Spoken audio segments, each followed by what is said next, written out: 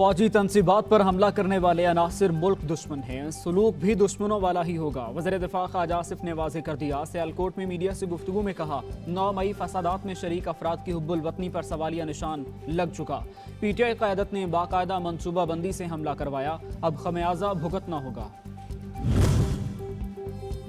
वज़ीर आज़म शहबाज शरीफ की ज़ेर सदारत अमन अमान से मुताल्लिक़ अहम इजलास आज होगा। चारों सूबों के वज़राए आला और वफाकी अफसरान शरीक होंगे। पंजाब हुकूमत 9 मई फसादात के बाद गिरफ्तार अफराद से मुताल्लिक़ रिपोर्ट जमा करवाएगी।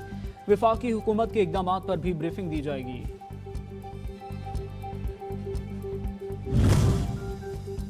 जिना हाउस शरपसंदों की यलगार, नए इंकशाफात पर मबनी सनसनीखेज वीडियो मंजर-ए-आम पर आ गई। मुल्जिमान मोदी इंतजामिया की तर्ज पर घुस कर मारने का डायलॉग दोहराते रहे।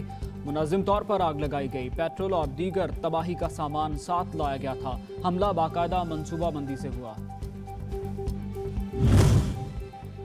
और बल्दियाती इलेक्शन की हल्का बंदी इस बार इलेक्शन कमीशन ने की। हाफिज नईम की दलील मानी जाए तो 2015 में भी पीपल्स पार्टी जीती थी। जाले रहनुमा सईद गनी कहते हैं, मेयर के इंतखाब में अगर अक्सरियत जमात इस्लामी को मिलती है तो हमें कोई एतराज़ नहीं।